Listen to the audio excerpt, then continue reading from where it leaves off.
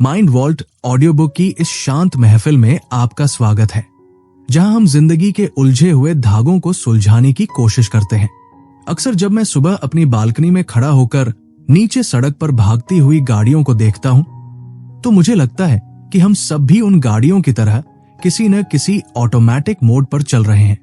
कबीर भी कुछ ऐसा ही महसूस कर रहा था। 27 साल की उम्र, एक अच्छी खासी नौकरी, लेकिन फिर भी एक अजीब सी बेचैनी। उसे लगता था कि उसकी खुशियों की चाबी उसके बॉस के हाथ में है या फिर उस ट्रैफिक जाम में है जो उसे रोज ऑफिस पहुंचने में देरी करवा देता है। उसे ये एहसास ही नहीं था कि उसकी जिंदगी के जो पैटर्न्स उसे परेशान कर रहे हैं वो असल में उन छोटी छोटी आदतों का नतीजा है जो उसने जाने अनजाने सालों में सीखी है। हम अक्सर ये भूल जाते हैं कि हमने जिंदगी में जो कुछ भी किया है, जो भी अनुभव किया है, या हम जिंदगी से जो भी उम्मीद रखते हैं, वही तय करता है कि हम आज कहां खड़े हैं।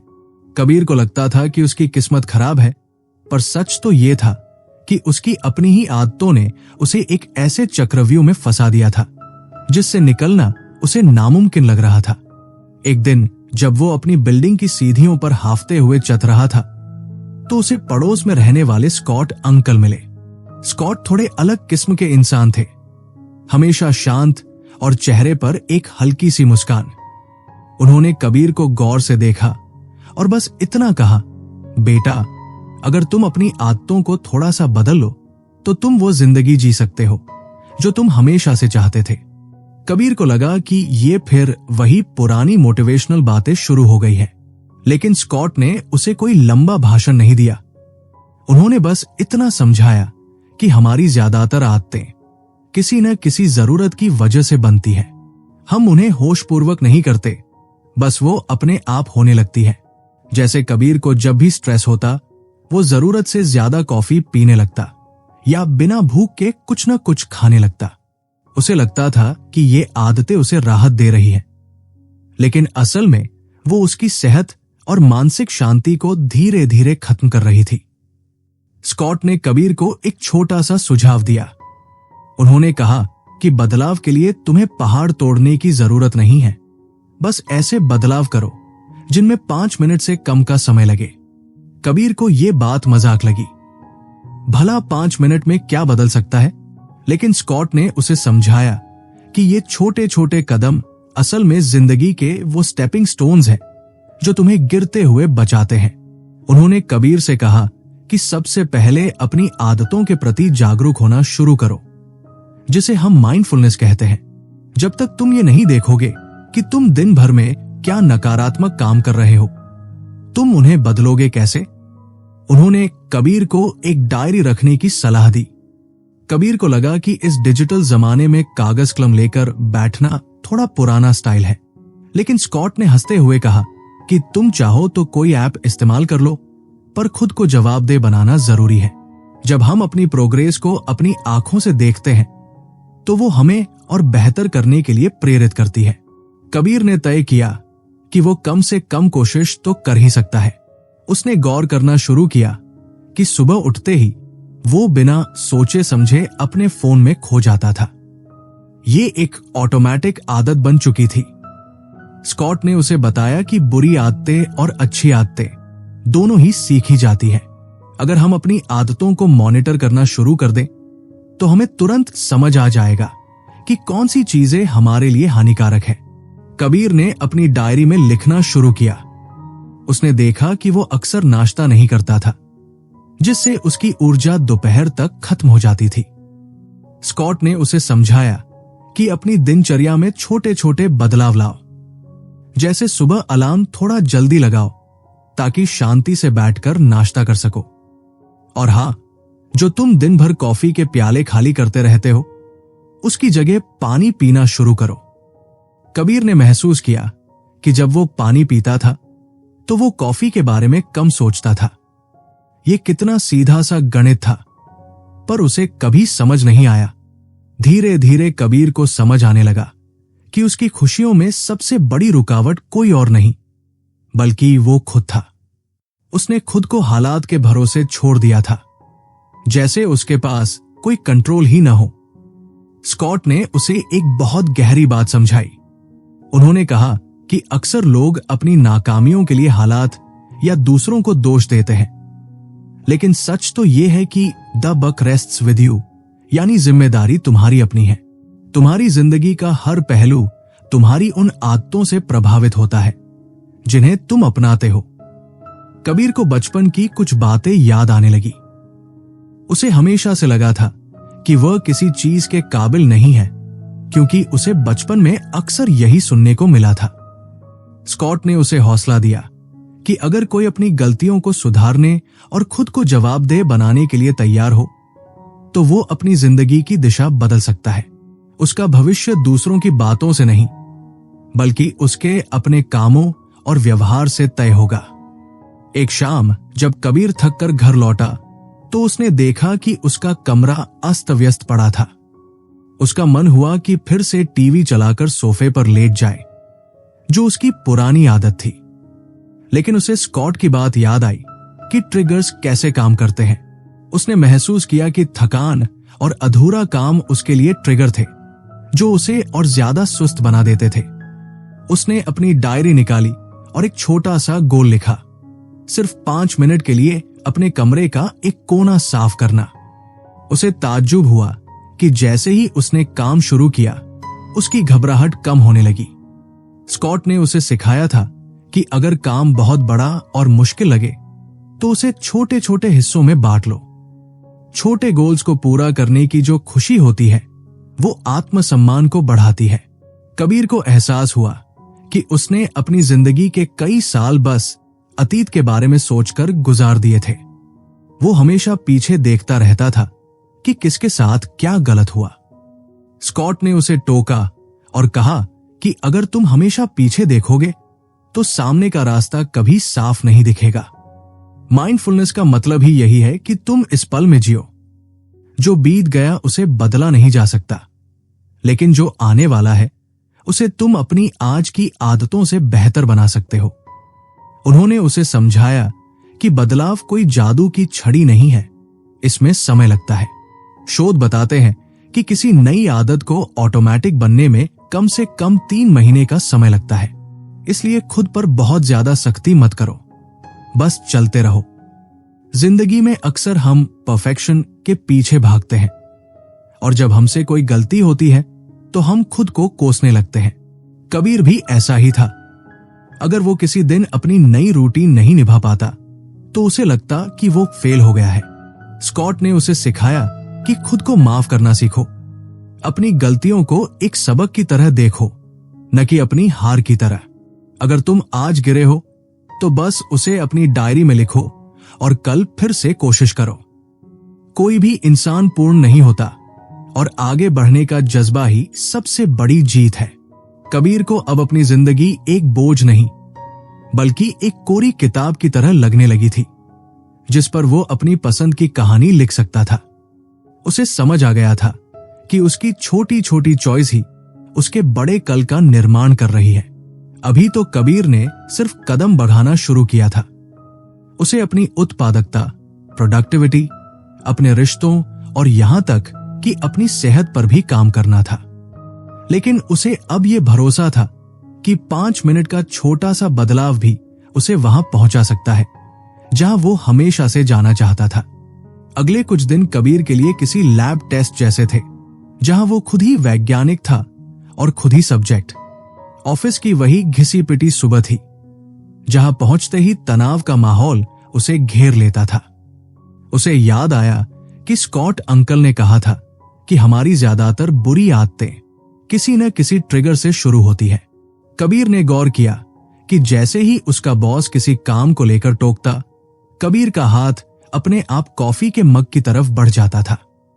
उसे लगता था कि ये कॉफी उसे सुकून दे रही है, लेकिन स्कॉट ने उसे समझाया था कि ये सिर्फ एक क्रच यानी बैसाखी है, जिससे उसे लगता है कि वो कंट्रोल में है, जबकि असलियत में वो आदत उसे कंट्रोल कर रही थी। स्कॉट ने उसे केटी नाम की एक लड़की की कहानी सुनाई थी, जिसने अपनी जिंदगी की कड़वाहट को भुलाने के लिए बेतहाशा खाने की आदत डाल ली थी। केती का सेल्फ रिस्पेक्ट इतना गिर गया था कि उसने नहाना धोना और ढंग के कपड़े पहनना तक छोड़ दिया था, क्योंकि उसे लगता था कि जब किसी ने उसे ठुकरा ही दिया है तो अब संवरने का क्या फायदा। कबीर को लगा कि वो भी तो वही कर रहा है। बॉस की एक डांट उसे एहसास दिलाती थी कि उसकी कोई वर्थ नहीं है, और वो उस एहसास को दबाने के लिए कॉफी या सिगरेट का सहारा लेने लगता था।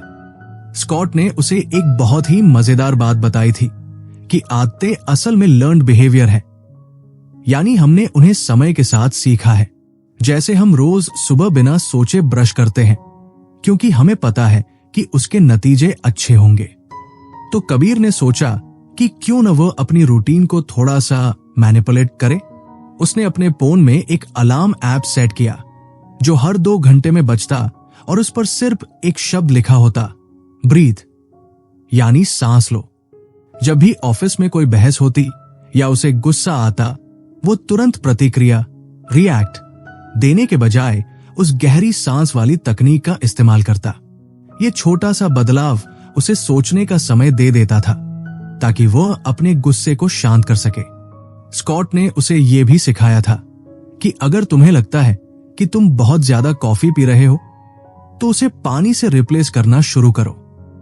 कबीर ने देखा कि जब वो पानी की बोतल साथ रखता था तो उसका शरीर ज्यादा एनर्जेटिक महसूस करता था और वो पाचन की समस्याओं से भी बचा रहता था। ऑफिस से घर लौटते वक्त कबीर की एक पक्की आदत थी, वही एक ट्रेन पकड़ना और घर पहुंचते ही सीधे सोफे पर गिरकर टीवी चला देना। स्कॉट ने उससे कहा था कि यह रूटीन तुम्हारी क्रिएटिविटी को खत्म कर रही है। एक दिन कबीर ने हिम्मत की और ऑफिस से थोड़ी देर बाद निकला। उसने एक पार्क में बैठकर डूबते हुए सूरज को देखा और प्रकृति की उस शांति को महसूस किया।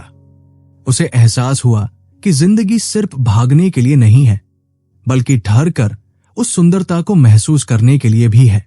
उसने ये भी गौर किया कि घर पहुंचकर वो अक्सर उन प्रोग्राम्स को देखता था जिनमें उसे कोई दिलचस्पी नहीं थी, बस आदत की वजह से टीवी चलता रहता था। स्कॉट ने उसे एक बहुत ही अजीब लेकिन असरदार तरीका बताया था, रिमाइंडर का इस्तेमाल करना। जैसे एक आदमी ने अपने टीवी के पास हाथी का एक छोटा सा खिलौना रख दिया था ताकि उसे याद रहे कि एन एलिफेंट नेवर फॉरगेट्स, और उसे अपनी बेमतलब की टीवी देखने की आदत को बदलना है। कबीर ने भी अपने रिमोट के पास अपनी एक पुरानी फोटो रख दी जिसमें वो बहुत फिट और खुश दिख रहा था, ताकि उसे याद रहे कि वो फिर से वैसा ही बनना चाहता है। कबीर को समझ आने लगा था कि वो एक इंडिविजुअल है और जरूरी नहीं कि जो तरीका दूसरों के लिए काम करे वही उसके लिए भी सही हो। स्कॉट ने साफ कहा था कि अगर कोई सुझाव तुम्हारे काम नहीं आ रहा तो उसे फेलियर मत मानो, बस ये समझो कि वो तुम्हारे लिए नहीं है। जैसे कुछ लोग सिगरेट छोड़ने के लिए पैचेस का इस्तेमाल करते हैं, तो कुछ लोग सिर्फ बाहर जाकर सिगरेट पीने का नियम बना लेते हैं ताकि उन्हें उठकर जाने की मेहनत करनी पड़े। कबीर ने अपनी कमजोरियों को पहचानना शुरू किया। उसे महसूस हुआ कि उसकी असली समस्या सिर्फ सिगरेट या कॉफी नहीं थी, बल्कि वो ब्रेवरी की कमी थी जिससे वो अपनी भावनाओं का सामना नहीं कर पाता था। वो अक्सर लोगों को ना, नो नहीं कह पाता था और फिर बाद में चिंता रहता था। स्कॉट ने उसे समझाया कि तुम दूसरों की उम्मीदों के लिए जिम्मेदार नहीं हो और ना कहना तुम्हारा हक है। एक रात कबीर ने अपनी डायरी में अपने गोल्स लिखे। उसने बहुत ऊंचे सपने नहीं पाले, बल्कि छोटे छोटे स्टेपिंग स्टोन्स तय किए। उसने तय किया कि वो अगले 3 महीनों तक इन बदलावों को जारी रखेगा, क्योंकि उसे पता था कि कोई भी चमत्कार रातों रात नहीं होता। उसने अपने एक करीबी दोस्त आर्यन को अपना बडी बनाया। स्कॉट का कहना था कि जब हमारे साथ कोई और होता है तो हम अपने लक्ष्य से भटकने से बचते हैं, क्योंकि हम अपने दोस्त को नीचा नहीं दिखाना चाहते। कबीर और आर्यन ने मिलकर तय किया कि वे हफ्ते में कम से कम 3 दिन पार्क में टहलने जाएंगे। जब भी कबीर का मन आलस करने का होता, आर्यन का फोन उसे याद दिला देता कि वे एक टीम है। इस आपसी जिम्मेदारी ने कबीर के अंदर एक नया उत्साह भर दिया था। धीरे धीरे कबीर के व्यवहार में बदलाव दिखने लगा था। वो अब ऑफिस में कम चिड़चिड़ाता था और घर आकर खुद को कचरा खाने, जंक फूड से रोकता था। उसने महसूस किया कि जब वो रात को पूरी 8 घंटे की नींद लेता था तो उसका दिमाग समस्याओं को ज्यादा साफ तरीके से सुलझा पाता था। स्कॉट ने उसे यह भी सिखाया था कि अपने पैसों का हिसाब रखना शुरू करो ताकि तुम फालतू की चीजों के पीछे न भागो। कबीर ने अपनी उन पुरानी चीजों को बेचना शुरू किया जिनकी उसे जरूरत नहीं थी और उस पैसे को अपने भविष्य के सपनों के लिए बचाना शुरू किया। उसे एहसास हुआ कि सादगी में ही असली ताकत है। वो अब खुद को एक अलग इंसान की तरह देख रहा था, एक ऐसा इंसान जो अपनी आदतों का गुलाम नहीं बल्कि उनका मालिक था। उसे अब अपनी वर्थ साबित करने के लिए किसी और की तारीफ की जरूरत नहीं थी, क्योंकि वो जानता था कि वो खुद को बेहतर बनाने के लिए सही रास्ते पर चल रहा है। माइंड वॉल्ट ऑडियो बुक के इस भाग में हमने देखा कि कैसे कबीर ने अपने ट्रिगर्स को पहचाना और छोटे छोटे बदलावों से अपनी जिंदगी की लगाम अपने हाथों में ली। लेकिन क्या वह इस रास्ते पर टिका रह पाएगा? क्या उसके पुराने घाव और अंदरूनी डर उसे फिर से पीछे खींच लेंगे? सफर अभी लंबा है और कबीर को अभी बहुत कुछ सीखना बाकी है। एक दिन कबीर ऑफिस के कैफेटेरिया में बैठा अपने नाखूनों को चबा रहा था। तभी स्कॉट अंकल वहां से गुजरे। उन्होंने कबीर के पास आकर कुर्सी खींची और मुस्कुराते हुए बोले, कबीर बेटा, क्या ये नाखून बहुत स्वादिष्ट है? कबीर हड़बड़ा गया और उसने तुरंत अपना हाथ नीचे कर लिया। स्कॉट अंकल ने उसकी परेशानी को भांप लिया था। उन्होंने बहुत ही प्यार से समझाया कि हम जो भी करते हैं उसके पीछे कोई न कोई अंडरलाइंग कॉज यानी गहरा कारण जरूर होता है। जैसे वो बच्चा जो डर या घबराहट की वजह से अपने नाखून काटता है क्योंकि वो अपनी बात कह नहीं पाता।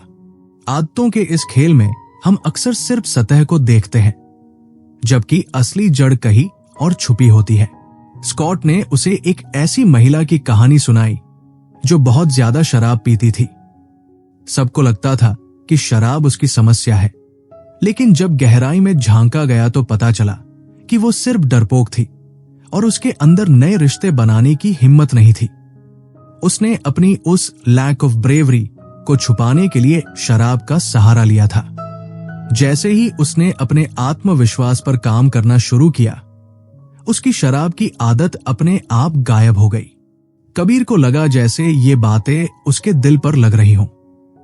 उसने अपनी डायरी निकाली और उन कारणों को लिखने की कोशिश की जो उसे गलत आदतों की ओर धकेलते थे। स्कॉट ने उसे कुछ संकेत दिए। कहीं तुम एक परफेक्शनिस्ट बनने की कोशिश तो नहीं कर रहे? क्या तुम्हें फेलियर यानी हारने से डर लगता है, या फिर तुम्हारी सेल्फ एस्टीम कम है? कबीर ने महसूस किया कि वो ऑफिस में अक्सर लंच नहीं करता था और कहता था कि उसके पास टाइम नहीं है। लेकिन स्कॉट ने उसकी आंखों में आंखें डालकर कहा कि बेटा, समय की कमी असली समस्या नहीं है। असली समस्या टाइम मैनेजमेंट स्किल्स की कमी है।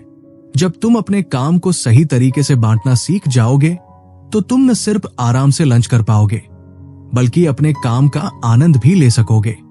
उन्होंने कबीर को जेनिफर की मिसाल दी, जिसका पति बहुत कंट्रोल करने वाला स्वभाव का था।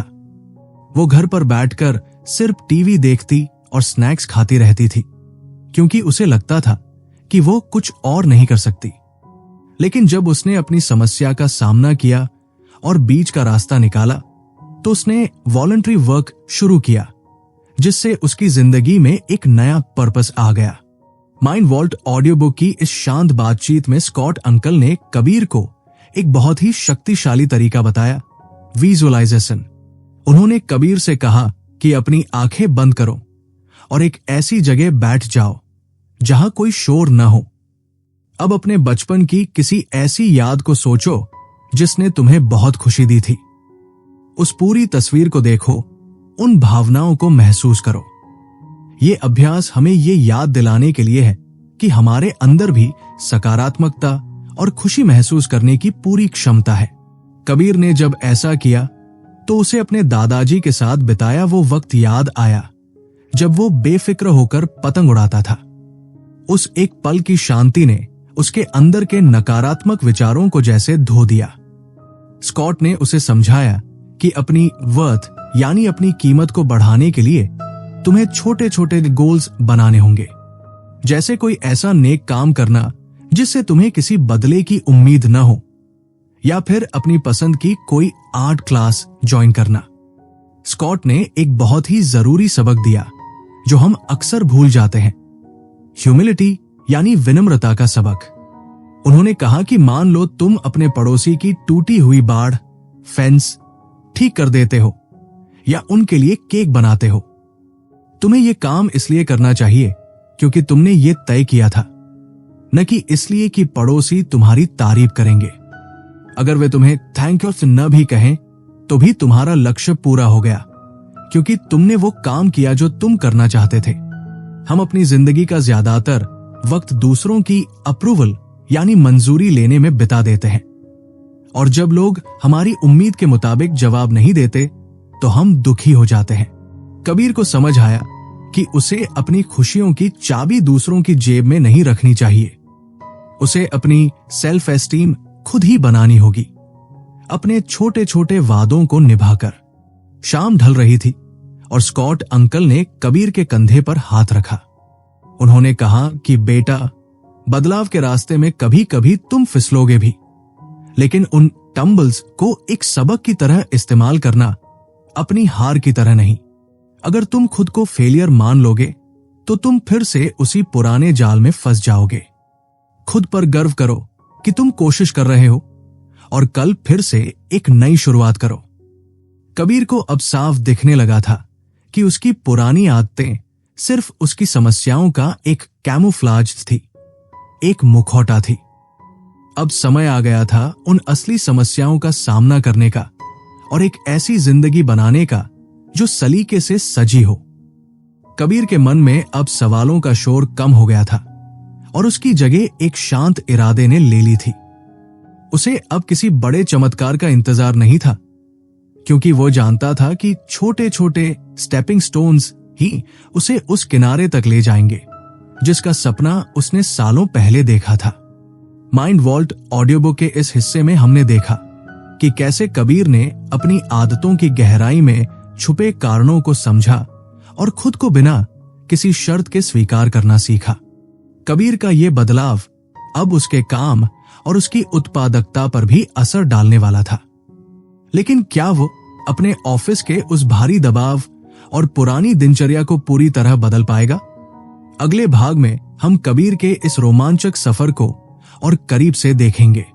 अगले कुछ हफ्तों में कबीर ने महसूस किया कि बदलाव सिर्फ सोच में नहीं, बल्कि उन कागज के टुकड़ों और फोन की एप्स में भी छुपा है जिन्हें हम अक्सर अनदेखा कर देते हैं। ऑफिस की टेबल पर अब एक कैलेंडर रखा था। स्कॉट अंकल ने उसे समझाया था कि एक कैलेंडर या डायरी का होना सिर्फ तारीखें देखने के लिए नहीं है, बल्कि अपनी जिंदगी को अपनी मर्जी से चलाने के लिए है। उन्होंने कबीर को एक बहुत ही व्यावहारिक सलाह दी थी। दिन में कम से कम 2 बार अपनी डायरी या कैलेंडर को जरूर देखो। पहली बार सुबह, ताकि तुम्हें पता हो कि आज का दिन कैसा होने वाला है, और दूसरी बार दिन के बीच में, ताकि तुम देख सको कि अगर कोई मीटिंग कैंसिल हुई है या कोई प्लान बदला है तो उस समय का इस्तेमाल तुम किसी और जरूरी काम को निपटाने में कैसे कर सकते हो। कबीर को पहले लगता था कि ये सब बहुत ज्यादा अनुशासन है, लेकिन धीरे धीरे उसे एहसास हुआ कि जब चीजें कागज पर साफ होती हैं तो दिमाग का बोझ कम हो जाता है। कबीर की सबसे बड़ी समस्या थी कि वो बड़े प्रोजेक्ट्स को देखकर घबरा जाता था और उन्हें टालता रहता था। स्कॉट ने उसे बताया कि जब कोई काम बहुत बड़ा और डरावना लगे तो उसे छोटे छोटे और मैनेजेबल यानी आसान हिस्सों में बांट लो। जैसे ही कबीर ने एक बड़े काम को छोटे लक्ष्यों में तोड़ा, उसे हर कदम पर एक जीत महसूस होने लगी और काम बोझ नहीं बल्कि एक खेल जैसा लगने लगा। इसके साथ ही उसने एक और बहुत बड़ी आदत सीखी, क्वाइट टाइम यानी शांत समय की अहमियत।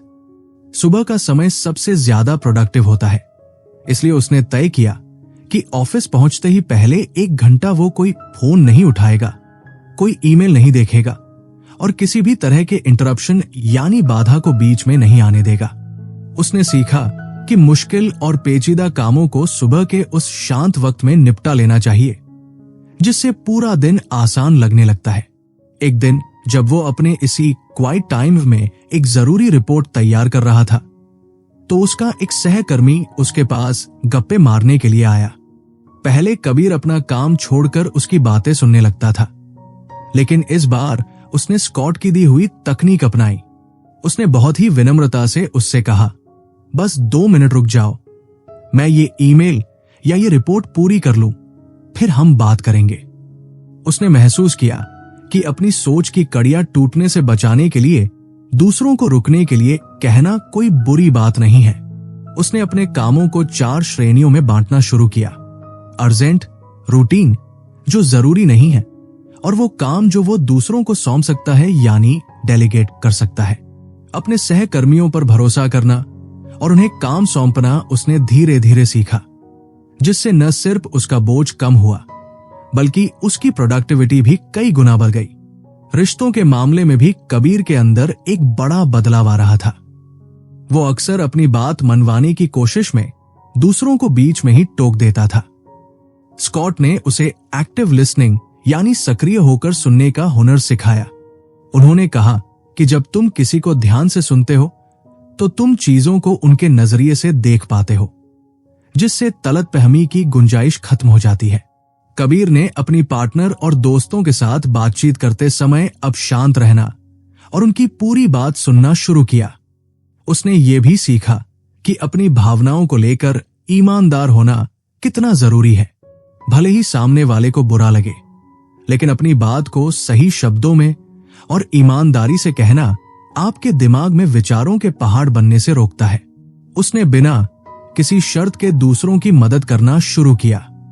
स्कॉट ने उसे समझाया था कि जब तुम बदले में कुछ मिलने की उम्मीद छोड़कर देते हो, तो तुम्हें खुद के मददगार होने का जो एहसास मिलता है, वो तुम्हारी मानसिक शांति के लिए बहुत बड़ा इनाम है। कबीर के लिए सबसे मुश्किल था नो कहना। उसे लगता था कि अगर वो मना करेगा तो लोग उसे बुरा समझेंगे, लेकिन स्कॉट ने उसे हकीकत का आईना दिखाया और कहा कि अगर तुम दूसरों के लिए हमेशा मौजूद रहोगे तो लोग तुम्हें पायदान यानी डोरमैट समझने लगेंगे। तुम्हें यह पूरा हक है कि तुम अपनी मर्जी और समय के हिसाब से ना कह सको, क्योंकि तुम दूसरों की उम्मीदों को पूरा करने के लिए पैदा नहीं हुए हो।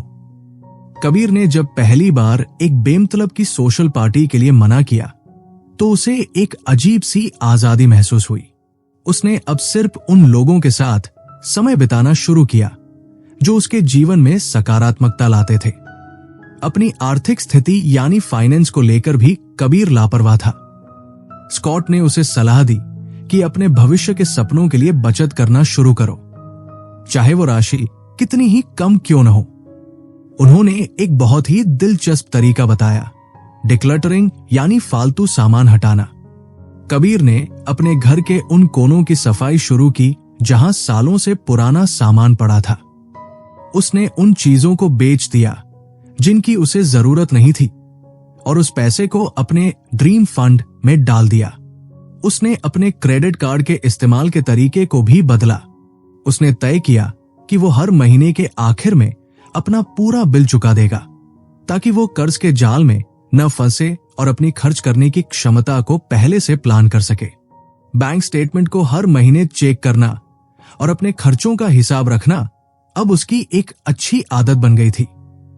इन सब बदलावों के बीच कबीर ने सादगी के आनंद को पहचाना।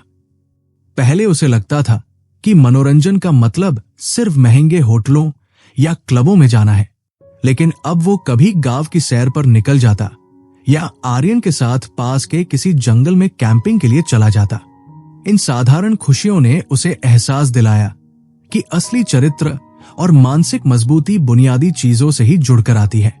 कबीर को अब महसूस होने लगा था कि उसकी जिंदगी सिर्फ चल नहीं रही है, बल्कि वो उसे संवार रहा है।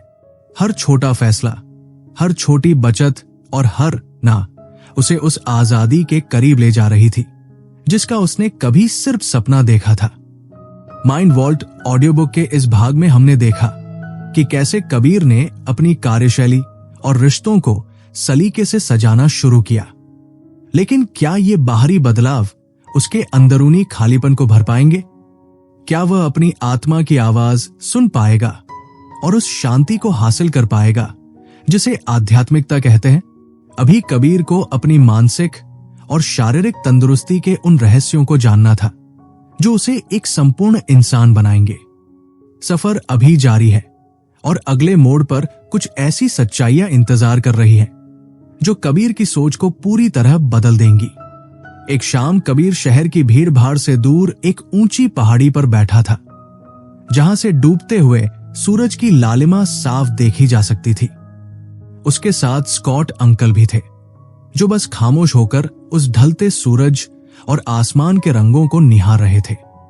कबीर को अब एहसास होने लगा था कि आध्यात्मिकता, स्पिरिचुअलिटी का मतलब सिर्फ किसी खास धर्म से जुड़ना नहीं है, बल्कि उस सुंदरता और जीवन के गहरे अर्थ को समझना है जो हमारे चारों तरफ मौजूद है।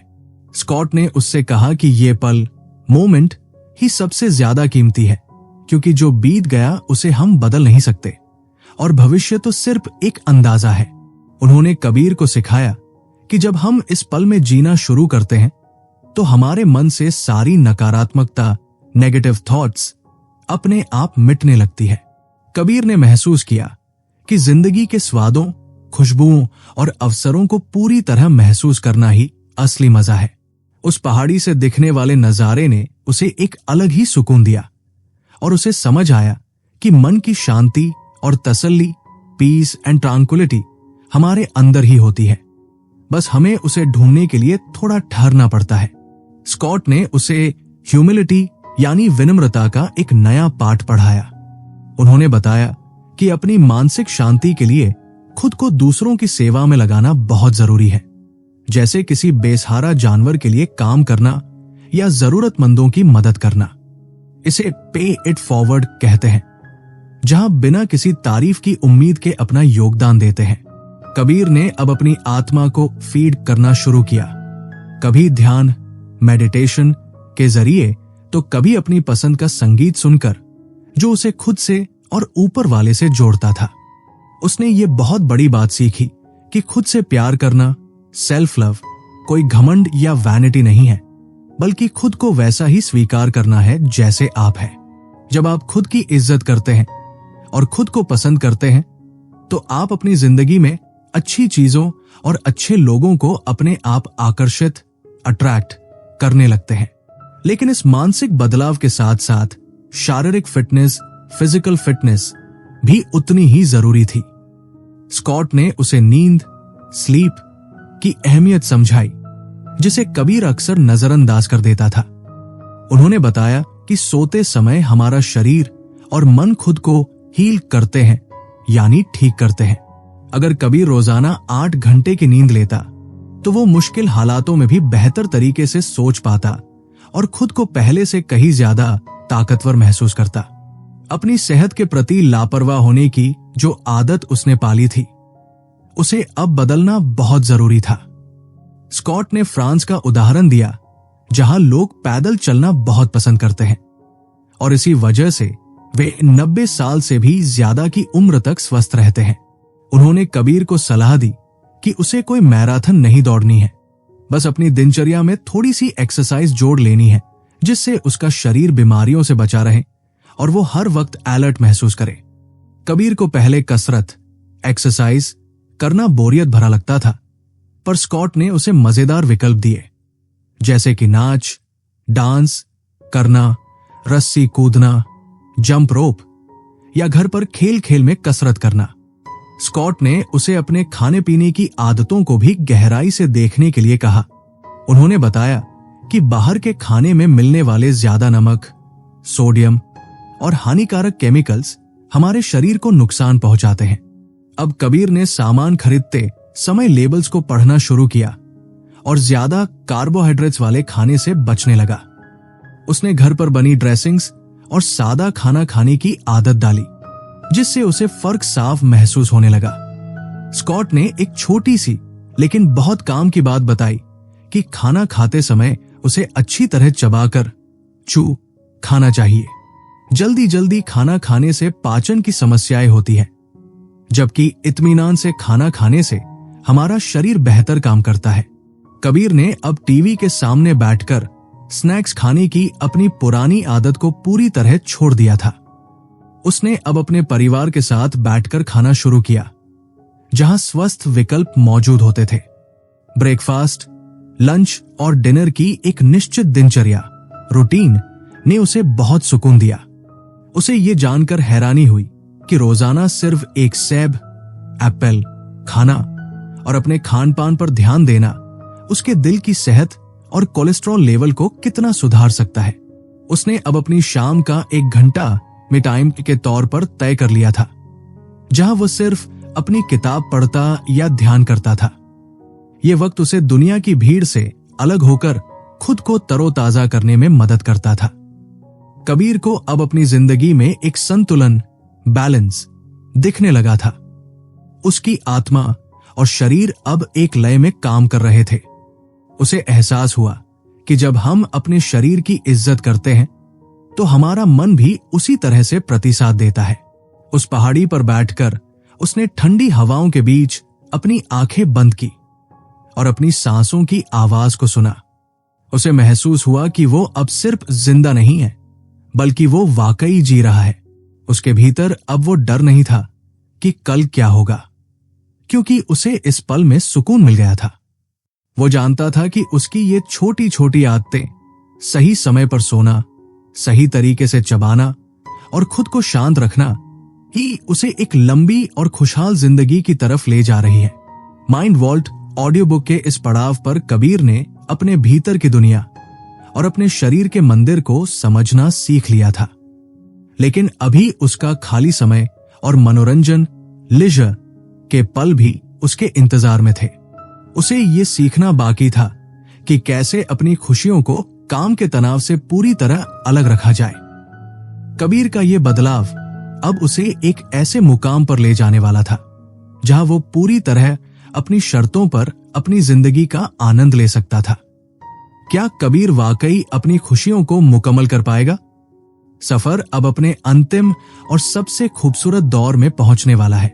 कबीर को अब समझ आ गया था कि उसकी फुर्सत, लिजर का समय सिर्फ खाली बैठने के लिए नहीं है, बल्कि ये वो ईंधन है जो उसे काम की थकावट और वित्तीय बोझ से लड़ने के लिए ऊर्जा देता है। स्कॉट अंकल ने हंसते हुए कहा था कि अगर तुम वैन गोग नहीं भी बन सकते तो भी चित्रकारी, पेंटिंग करने से डरो मत, क्योंकि यहां मकसद कलाकृति बनाना नहीं बल्कि उस प्रक्रिया का आनंद लेना है।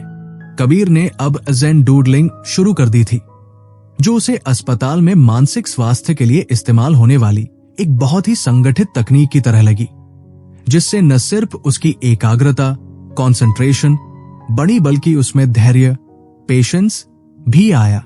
उसे किताबों से कभी बहुत लगाव नहीं रहा था, लेकिन स्कॉट ने उसे बताया कि दुनिया के हर विषय पर किताबें मौजूद हैं और अपने किंडल या टैबलेट के जरिए वो ज्ञान के नए दरवाजे खोल सकता है।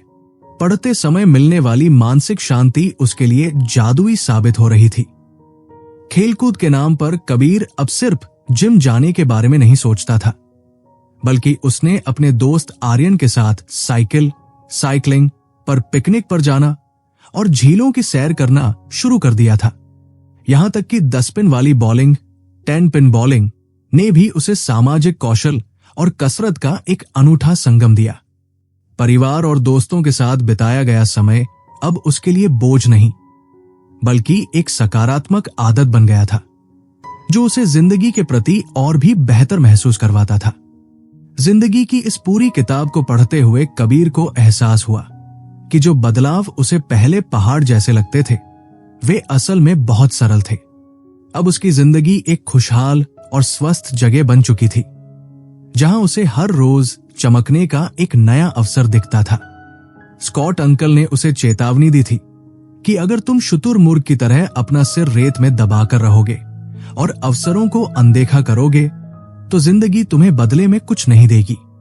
कबीर ने अब जिंदगी को दोनों हाथों से थाम लिया था, क्योंकि उसे पता चल गया था कि जब इंसान खुद को खुश और पूर्ण महसूस करता है, तो लॉ ऑफ अट्रैक्शन यानी आकर्षण का नियम काम करने लगता है और आप अपनी कल्पना की हर अच्छी चीज को अपनी ओर खींचने लगते हैं। उसने खुद से वादा किया कि वो इस ज्ञान को कभी नहीं भूलेगा और जरूरत पड़ने पर इन सबक को दोबारा पढ़ेगा ताकि कोई भी महत्वपूर्ण बात छूट न जाए। ये बदलाव सिर्फ कुछ दिनों के लिए नहीं था, बल्कि कबीर की जिंदगी अब हमेशा के लिए बदल चुकी थी। स्कॉट ने जाते जाते कबीर से एक छोटा सा हज मांगते हुए कहा कि अगर तुम्हें इन बातों से कुछ फायदा हुआ है तो दुनिया को इसके बारे में जरूर बताना। स्कॉट खुद एक लेखक होने के साथ साथ एक उद्यमी, entrepreneur, life coach, personal trainer और घुमक्कड़ भी थे, जिन्होंने 2013 से इंटरनेट की दुनिया में अपनी पहचान बनाई थी। वो हमेशा कहते थे कि यात्रा करना कोई खर्च नहीं, बल्कि एक निवेश, इन्वेस्टमेंट है। उनके शौक में दौड़ना, चढ़ाई करना और बास्केटबॉल खेलना शामिल था, लेकिन उनका सबसे बड़ा जुनून लोगों को उनकी पूरी क्षमता, पोटेंशियल तक पहुंचाने में मदद करना था। कबीर ने स्कॉट अंकल के चेहरे की उस शांति को देखा और समझ गया कि ध्यान, मेडिटेशन और माइंडफुलनेस ने ही उन्हें इतना मजबूत बनाया है। स्कॉट का अपना परिवार और उनका ब्लॉग उनकी इस सफल जिंदगी की गवाही देते थे। माइंड वॉल्ट ऑडियो बुक के इस सफर में कबीर के साथ चलते हुए हमने देखा कि कैसे छोटे छोटे 5 मिनट के बदलाव एक इंसान की पूरी दुनिया बदल सकते हैं। जिंदगी खड़ी नहीं रहती, वो बढ़ती रहती है, और कबीर ने अब उस बहती धारा के साथ तैरना सीख लिया था। हमें उम्मीद है कि कबीर की ये कहानी आपके मन की तिजोरी में भी कुछ सुनहरे विचार छोड़ जाएगी। अपनी जिंदगी की लगाम थामिए, क्योंकि आपकी खुशी की जिम्मेदारी सिर्फ और सिर्फ आपकी है। माइंड वॉल्ट ऑडियो बुक के साथ जुड़े रहने के लिए आपका शुक्रिया।